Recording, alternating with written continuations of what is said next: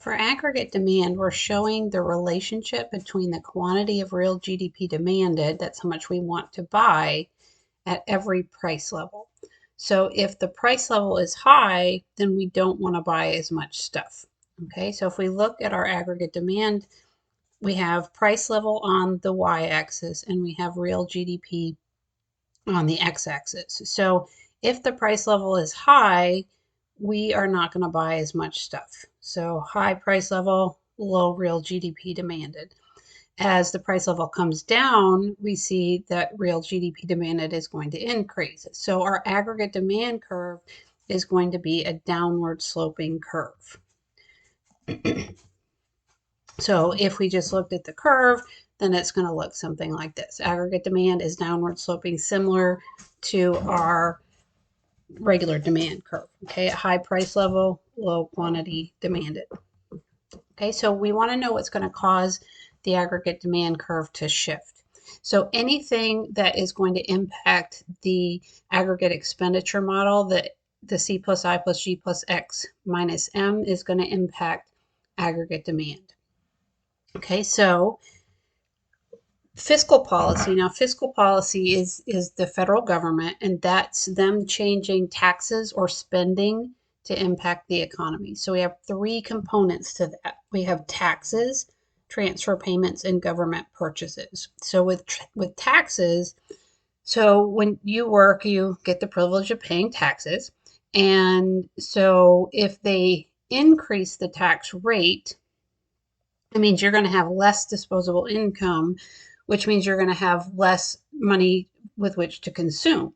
So if you consume less, then aggregate demand is going to decrease. Okay. On the other hand, if they lower taxes, the federal government lowers taxes, you would have more disposable income, consumption would increase, and then aggregate demand would increase. Okay. So transfer payments we talked about when we were talking about gross domestic product. So transfer payments are when the government takes money from one group, gives it to another, like Social Security or unemployment benefits or welfare. So another one was when we got the stimulus checks during COVID. Those were transfer payments. So when we had more income through transfer payments, we ended up buying more stuff than we would have otherwise. So then consumption increases and then aggregate demand increases. Okay, and then government purchases. If we look at our aggregate expenditure model, that's C plus I plus G, the government purchases and exports. So during COVID, the government spent a whole bunch of money, so that helped increase aggregate demand.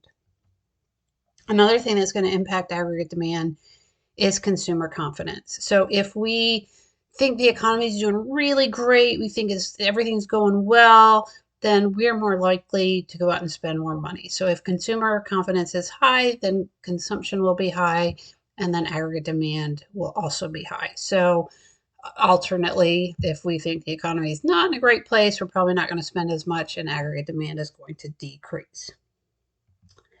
And then interest rates are also going to impact the economy and, aggregate demand. And if the interest rates are low, then we are going to use our money to consume more. Businesses are going to invest more because it's cheaper to borrow money.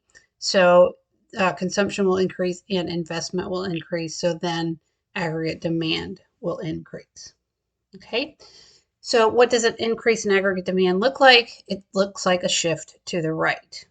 Okay. So let's say consumer confidence increases, aggregate demand is going to shift to the right. Transfer payments increase, aggregate demand is going to shift to the right. So a shift to the left of the aggregate demand curve is a decrease in aggregate demand. Let's say government raises taxes or we have poor expectations. So that is our aggregate demand model.